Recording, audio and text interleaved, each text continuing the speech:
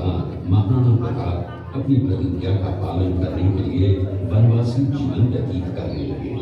उनके पास पर्याप्त संपत्ति नहीं थी, तो उनके वित्त मंत्री भामाशाह ने अपनी सारी सुख सुविधा को छोड़कर अपने राजा को स्वयं का धन 25 लाख रुपए व राजकोष में 20,000 अशर्फियान देश के लिए अर्पित, जिससे महाराणा प्रताप ने 12 वर्षों तक अपनी सेना को संगठित किया, सैन्य शक्ति को बढ़ाया और मेवाड़ मातृभूमि को आजाद करवाया। कृपया अब मच्छिंद्रगढ़ है। इस किले का निर्माण महाराणा कुंभा ने करवाया था। इस किले के अंदर 9 मई 1540 ईस्वी में महाराणा प्रताप का जन्म हुआ था। इस किले की ऊंचाई समुद्र तल से 3,568 फीट की है। इस किले की दीवार 36 किलोमीटर तक फैली हुई है। इस दीवार का नाम ग्रेट वॉल ऑफ चाइना के बाद द्वितीय पायदान पर दर्ज है। इस किले के अंदर 360 प्राचीन मंदिर हैं। उन मंदिरों में से जग प्रसिद्ध महादेव का मंदिर सबसे प्राचीन है।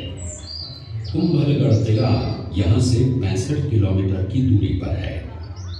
कृपया अब आप सब बीता था। इस किले की तलहटियों में महाराणा प्रताप ने अपने गुरु से शिक्षा प्राप्त की थी। ये किला 12 वर्ग किलोमीटर में फैला हुआ है।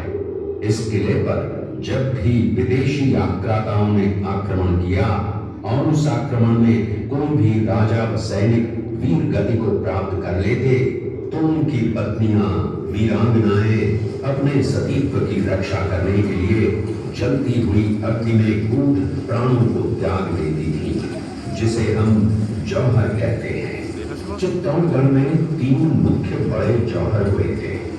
प्रथम जौहर 1303 ईस्वी में रानी पद्मिनी ने 16,000 स्त्रियों वीरांगनाओं के साथ जौहर किया था, सिर्फ अल्लाउद्दीन खिलजी के कारण। दूसरा जौहर 1535 ईस्वी में गुजरात के शासक बहादुर शाह के आक्रमण के कारण रानी कर्मावती ने वीरांगनाओं के साथ किया। और तीसरा जौहर 1568 ईस्वी में जब अकबर ने चित्तौड़गढ़ पर आक्रमण किया, उसी समय रानी फूलकुंवरी ने 7,000 वीरांगनाओं के साथ जौहर किया। फिर भी अकबर का मन नहीं भरा और अंत में हजारों आम लोगों का कत्लेआम करवाकर उन्हें मौत के घाट उतारा गया। इस किले में देखने योग्य विजय स्तंभ है, कीर्ति स्तंभ, मीरा मंदिर, जैन मंदिर, कालिका माता मंदिर, भामाशाह हवेली, कुंभाश्याम मंदिर, फतेह प्रकाश महल हैं। ये किला यहाँ से 140 किलोमीटर दूरी पर है। ये देखते हुए सभी अतिथि आगे की तरफ चले। ये शेरपुर गांव का दृश्य है। अब्दुल रहीम खान खाना अजमेर का सूबेदार था। जब वो शेरपुर पहुंचा, तब इसका पता कुंवर अमर सिंह को चला, जो महाराणा प्रताप के पुत्र थे। अमर सिंह ने शेरपुर छावनी पर अचानक आक्रमण कर दिया। उस आक्रमण में मुगल सेना में भगदड़ मच गई। मुगल सेना को अपनी छावनियों को छोड़कर भागना पड़ा। छावनियों के अंदर से लूटा हुआ माल व अब्दुल रहीम खान खाना, जिसकी बेगम आनी खान को बंदी बनाकर महाराणा प्रताप के सामने पेश किया गया। तब अमर सिंह पर महाराणा प्रताप क्रोधित हुए और कहा, जहां से इस नारी को बंदी बनाकर लाए हो, इसे पुनः ससम्मान लौटा कर आओ। महाराणा प्रताप ने कहा, हमें नारी से कोई दुश्मनी नहीं है, हमें तो देश विद्रोहियों से दुश्मनी है, जिन्होंने चारों तरफ आतंक फैलाया है। महाराणा प्रताप के आदेश का पालन करते हुए कुंवर अमर सिंह ने उस मुगल नारी को ससम्मान छावनी तक पहुंचाया। इस प्रकार महाराणा प्रताप ने अपने क्षत्रिय राजपूत धर्म का पालन किया और पराई स्त्रियों को मां, बेटी और बहन का दर्जा दिया। ये है महाराणा प्रताप का चरित्र और नैतिक उदारता का परिचय। ये देखते हुए सभी अतिथि आगे की तरफ चले। चित्तौड़गढ़ का दृश्य देखा। उसी किले के अंदर की ये घटना है। मेवाड़ की एक ऐसी मां थी जिसने अपने पुत्र का बलिदान देकर राजवंश की रक्षा की थी। उस मां का नाम पन्नाधाय था। पन्नाधाय जाति से गुर्जर थी। वो एक राजकुमार की धाई मां थी। दूसरी तरफ हाथ में तलवार लिए खड़ा ये बनवीर सिंह एक दासी पुत्र है। ये कुंवर उदय सिंह की हत्या करके मेवाड़ की राजगद्दी प्राप्त करना चाहता था। एक रात्रि बनवीर सिंह को मौका मिला। वो राजकुमार उदय सिंह के बड़े भाई विक्रमादित्य सिंह की हत्या करके राजमहल की तरफ आगे बढ़ा। इसकी सूचना पन्नाधाय को लग गई। कुछ समय तक पन्नाधाय चिंतित हुई। तभी पन्नाधाय ने अपने पुत्र चंदन को राजसी कपड़े पहनाकर पलंग पर सुला दिया और उदय सिंह को एक टोकरी के अंदर छिपाकर पत्तों से ढक के महल के बाहर निकालकर गुप्त रास्ते से कुंभलगढ़ भेज दिया। बनवीर सिंह जब तलवार लेकर राजकक्ष में आया तो उसने पन्नाधाय से कड़क आवाज में उदय सिंह के लिए पूछा तो पन्नाधाय ने चंदन की तरफ इशारा किया।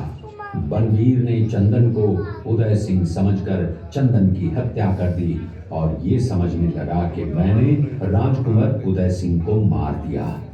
वही राजकुमार बड़े होकर राजा बने और अपने नाम का उदयपुर नगर बसाया जो यहाँ से 40 किलोमीटर दूर है। और उन्हीं के पुत्र महाराणा प्रताप हुए जिन्होंने हल्दी घाटी का युद्ध लड़ा और आज हम लोग उनका इतिहास यहाँ पर देख रहे हैं। ये देखते हुए सभी अतिथि महाराणा प्रताप की वीरता को दर्शाते हैं। एक समय नरभक्षी बाघ का आतंक छाया हुआ था। महाराणा प्रताप ने उस बाघ का शिकार कर उस बाघ को मार डाला। ये घटना महाराणा प्रताप की वीरता की प्रतीक है। कृपया अब आप सब पीछे की तरफ देखिए। इस दृश्य में देखिए महाराणा प्रताप अपनी प्रतिज्ञा का पालन करते हुए। महाराणा प्रताप ने प्रतिज्ञा की थी कि जब तक अपनी मातृभूमि को शत्रुओं से मुक्त नहीं करा लेता तब तक न तो मैं महलों में रहूंगा, न किसी धातु के पात्र में भोजन करूंगा, न किसी गद्दी के बिछौने पर सोऊंगा। पत्ते ही भोजन के पात्र होंगे, जमीन ही बिछौना होगा। इस प्रतिज्ञा का पालन उन्होंने 21 वर्षों तक जंगलों में रहकर किया। इस दृश्य में देखिए महाराणा प्रताप वृक्ष के नीचे बैठकर पत्तों पर खाना खाते हुए। इसी कारण हम आज भी महाराणा प्रताप को श्रद्धा व सम्मान से याद करते हुए देशभक्ति की प्रेरणा प्राप्त करते हैं। चेतक के अंतिम मिलन का है।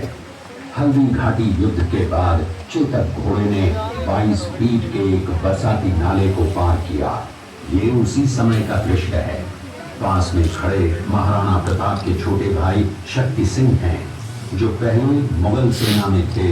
बाद में वो महाराणा प्रताप की तरफ आए, माफी मांगी और अपना घोड़ा महाराणा प्रताप को दिया। ये देखते हुए सभी अतिथि आगे की तरफ या राणा साहब के मेरे मददगार सहयोगी इगड़े युद्ध में मदद की कोई जो दम के ये क्वार्टर लगे